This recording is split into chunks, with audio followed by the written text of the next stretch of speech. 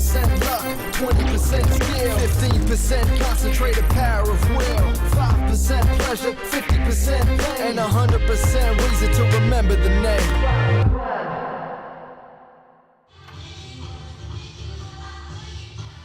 Alright, workout 6 of the first 6 weeks of the lean bulk program is a back width and biceps focused day.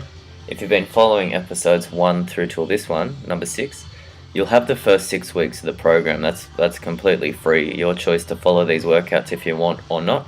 This is what I've been doing and I've had pretty good results so far. I've got 1 week to go on this initial 6-week lean bulk period. So warm up for back and bicep day is this little cable warm up here. So I've started off with straight arm lat pull downs, really emphasizing the squeeze in the lower lat. Interface pulls, this is for the rotator cuff, rear delt and trapezius muscles. Really have to warm up all those muscles around the shoulder blades. And then this high to low cable row in which I'm rotating my humerus, radius and ulnar. I'm really trying to get a good contraction of the back and try to get that blood flow into the muscle. Lastly, after all that, just a few dead stop pull-ups. I try to come all the way to the bottom, stop for at least a second, and then arch my back, pull my chest up towards the bar, and squeeze the lats. After this little circuit, which I repeat 2 or 3 times, just until I get that good blood flow, I've fully warmed up all of the functions and muscles of the back to my best ability, and I'm really ready to go for a good workout. So you notice that back thickness day, which was workout number 3, had a lot of rowing movements and some deadlifting. This will predominantly be vertical pulling or pull down type movements. The goal of today is to really work the lats. So for that front lat spread or rear lat spread, you've got that nice wide set of wings. It's also, I find, strengthening the muscles that are sort of more predominantly used in back width or vertical pulling movements really helps increase the strength of my other lifts. So a strong shoulder blade musculature really helps with the squat and the deadlift. So if you can strengthen these accessory muscles, your posture, your stance, and everything will sort of switch on and be much stronger in those big movements. Bench press also. So we started off with 3 sets of 8 to 12 normal lat pull downs, the hands facing overhand.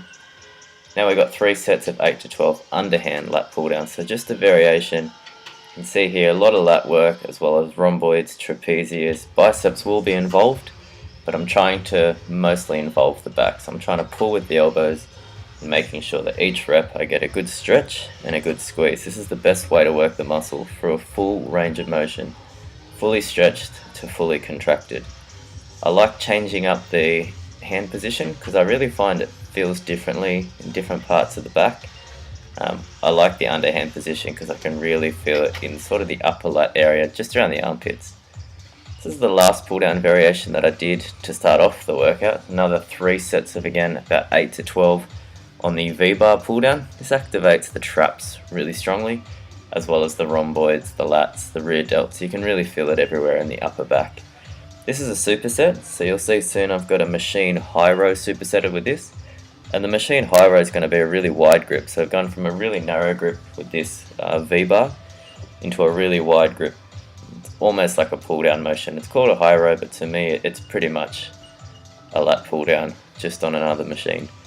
So all of the muscles associated with the upper back and that back width has definitely been switched on and highly fatigued by this point in the workout. We've gone from that 2 or 3 round warm up into 3 different pull down variations, all for 8 to 12 reps, 3 sets. This last one again is just that superset. As you can see from this angle which muscles are mostly active in here. You'll get a lot of rear delt and trap recruitment. That's okay, we're training those muscles today as well. So it's okay to get the blood flow in there and to warm them up because they're going to get heavily involved in future exercises. Now width day can't all be sort of easy and pull downs. Not that it's easy, I really do struggle on those movements, but you can't neglect bigger movements on these days just because it's a pull down or width day. So on width day, I like to throw in some rack pulls and really focus on not moving extremely heavy weight, but just enough weight that challenges my forearm strength. There's no straps today, so you'll see me rest pause a few times, And the main thing I'm trying to do here is really pull the bar hard against my quads. I want to feel my lats activate as if I've done a straight arm pull down. I really want this to be a back dominant rack pull. So going from rack pulls, superset into a pull up, a wide grip again using a dead stop. Not many reps are going to get out here because we've done the 3 different types or variations of pull down. One of them was a superset, and then we've just done a moderately heavy set of rack pulls where we've really focused on lat activation and a giant squeeze. So not expecting much from these pull-ups, just expecting to really work that muscle to exhaustion and fatigue. This is a higher intensity or more intensity technique dense workout. If you watch the back thickness day, you'll see that we didn't do so much of that. We really focused on straight heavy sets. So I think it's good to throw in the intensity in this workout so that you've got one back workout focused mainly on strength and thickness and one that's focused on intensity and width.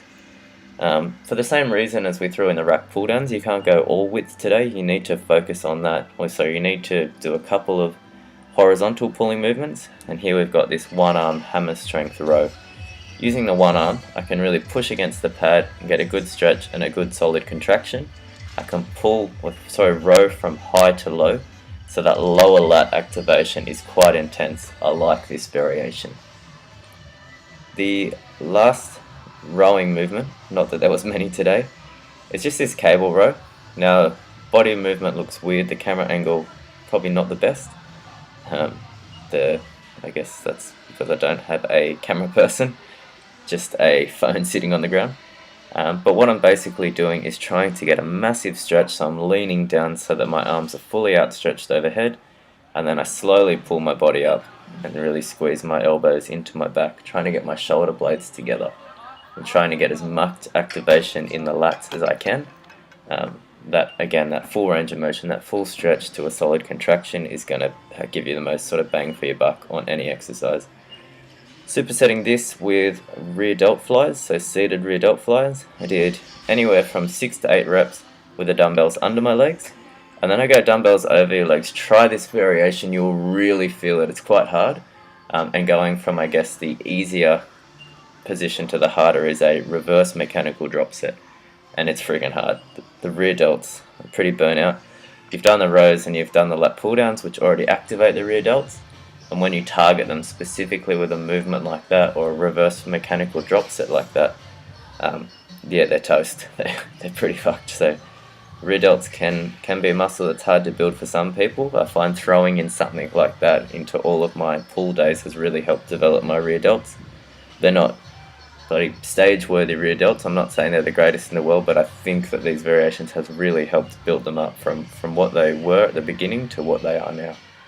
This is the last back movement of the day. It's definitely, again, one that I would say would focus on width as well as a stretch and a contraction. So I did 8 to 10 reps with an overhand position, and then I sort of just go to failure, which is not many, in this underhand position. This time I do allow my body to come up so that I can get that sweeping or arc motion all the way under and squeeze my lats as hard as I can in this underhand wide grip position. I stole this one from Flex Lewis, and he's got a pretty solid back. I'm not saying it's going to make me Flex Lewis any day soon, but I'll keep doing it until I get there. So probably the next 50, 60, 70 years plus. This was supersetted with this cable rear delt variation. I'm trying to keep my elbow in line with my shoulder, so if you were to see this from the side, I would hope that it would be a straight line from wrist, elbow and shoulder so that I'm getting as much rear delt activation as possible. So this was anywhere from 8 to 15 reps with each arm. There is some upper body rotation I'm just noticing now, which is not ideal. If you can, try to make your movements stricter than mine. Okay, so finally onto biceps. 4 sets to start with of alternating dumbbell curls. There's a bit of swinging in here, a bit of anterior delt activation. It's not the strictest alternate dumbbell curls that you'll ever see, but I do like to throw in one controlled cheating motion for the biceps in most sessions. It's a weak muscle group for me, and I find if I can just assist myself a little bit to get a heavier weight up there, I get a really, really solid pump, contraction, and my biceps actually have DOMs the next day, which is not common for my workouts. At the end of each set here, just did a couple of partial reps just to make sure that the biceps were fully toast. As you can see, they're overcooked toast. 3 sets of a easy bar curl, going from a wide or neutral grip to a narrow grip. 8 to 10 reps in the wide grip position, really focusing on a stretch and a squeeze. You probably can't see from my positioning, but I'm trying to squeeze my pinky fingers the hardest and relax on my thumbs. I find that this activates the biceps the most. If your hands are trying to supinate while you're on a strict bar, you can definitely feel a little bit greater activation. So give it a try. Tight with the pinkies, loose with the thumbs. Okay, so going straight from the wide grip into a narrow grip. There's 2 heads of the bicep. I don't think that you can just focus or isolate just one. I don't think it's possible, but I definitely think working 2 different positions, the close and the wide grip, will hit both heads pretty hard. You'll feel pretty fatigued after this. I like to finish off with a nice simple isolation. So concentration dumbbell curls, 2 to 3 sets of anywhere from 8 to 15. I don't think I managed that many. After all the pull downs, pull-ups and everything, my biceps didn't have too much more to give. They were blasted. But I am trying to bring up my arms, because my arms and my legs, definitely my weakest body parts, and I want to bring them up if I'm ever going to compete. They need to be pretty impressive. So a long way to go, but I'm enjoying the pump and I'm enjoying training them. So guys, thanks for watching episode 6 of the Lean Bulk series. You now have every workout for the first 6 weeks of the program.